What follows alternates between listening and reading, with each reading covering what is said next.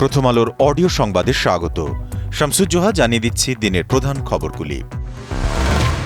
বীর মুক্তিযোদ্ধা, শহীদ বীর মুক্তিযোদ্ধার পরিবার এবং যুদ্ধাহত বীর মুক্তিযোদ্ধাদের মাসিক সম্মানী ভাতাসহ বিভিন্ন আর্থিক অনুদানের পরিমাণ বাড়িয়েছে সরকার। মুক্তিযুদ্ধ বিষয়ক মন্ত্রণালয়ের বাজেট অধিশাখা থেকে সম্প্রতি জারি করা এক প্রজ্ঞাপনে এই সিদ্ধান্তের কথা জানানো হয়। প্রজ্ঞাপন অনুযায়ী বাড়ানো এই সুবিধা চলতি ২০২৬ সালের ১ জুলাই থেকে কার্যকর হবে। বাংলাদেশ মুক্তিযোদ্ধা কল্যাণ ট্রাস্ট আইন ও সংশ্লিষ্ট বিধিমালার আলোকে বীর মুক্তিযোদ্ধাদের সামাজিক নিরাপত্তা ও মর্যাদা জোরদার করতে এই উদ্যোগ নেওয়া হয়েছে। নতুন হার অনুযায়ী বীরোত্তম খেতাবধারী বীর মুক্তিযোদ্ধারা এখন থেকে প্রতি মাসে ৩০,০০০ টাকা সম্মানী ভাতা পাবেন। পাশাপাশি উৎসব ভাতা ১০,০০০, বিজয় দিবস ভাতা ৫,০০০ এবং বাংলা নববর্ষ ভাতা হিসেবে ২,০০০ টাকা পাবেন। বীর বিক্রম ও বীর প্রতীক খেতাবপ্রাপ্তদের জন্য মূল ভাতা নির্ধারণ করা হয়েছে ২৫,০০০ টাকা। এছাড়াও শহীদ বীর মুক্তিযোদ্ধার পরিবার প্রতি মাসে ২৩,০০০ টাকা মূল ভাতার পাশাপাশি চিকিৎসা ভাতা, খাদ্য ভাতা ও নববর্ষ ভাতা সহ বর্ধিত সুবিধা পাবেন।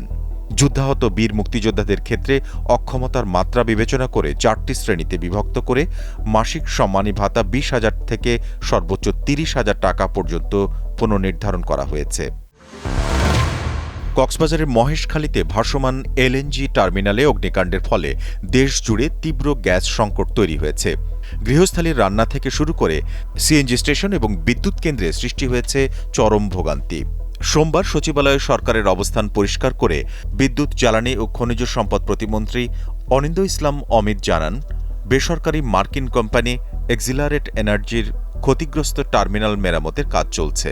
আগামী সপ্তাহে গ্যাসের সরবরাহ কিছুটা বাড়লেও পরিস্থিতি শতভাগ স্বাভাবিক হতে আরও কিছুটা সময় লাগবে। এদিকে বিদ্যুৎ ও জ্বালানি প্রতিমন্ত্রী ইকবাল হাসান মাহমুদ টুকু জানান, গ্যাস সংকট পুরোপুরি স্বাভাবিক হতে অন্তত ১০ থেকে ১৫ দিন লাগবে। টার্মিনাল বিভ্রাটের কারণে এলএনজিবাহী ২টি কার্গো খালাস করা সম্ভব হয়নি, যার প্রভাব পড়েছে সারা দেশের জ্বালানি সরবরাহে। পেট্রোবাংলার তথ্য অনুযায়ী বর্তমানে দিনে ৩৮০ কোটি ঘনফুট চাহিদার বিপরীতে গ্যাস সরবরাহ ২১৫ কোটি ঘনফুটের নিচে নেমে এসেছে। ফলে চরম ব্যাহত হচ্ছে বাসাবাড়ির রান্না এবং শিল্প কারখানার উৎপাদন।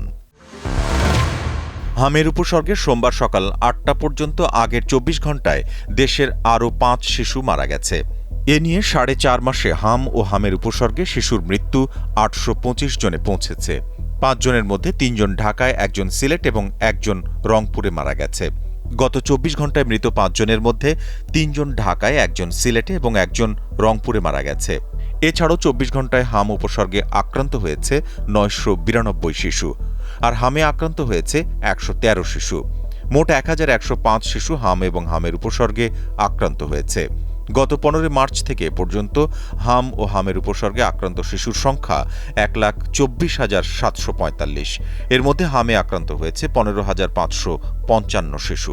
সোমবার স্বাস্থ্য অধিদপ্তরের হাম বিষয়ক প্রতিবেদনে এসব তথ্য জানানো হয়েছে।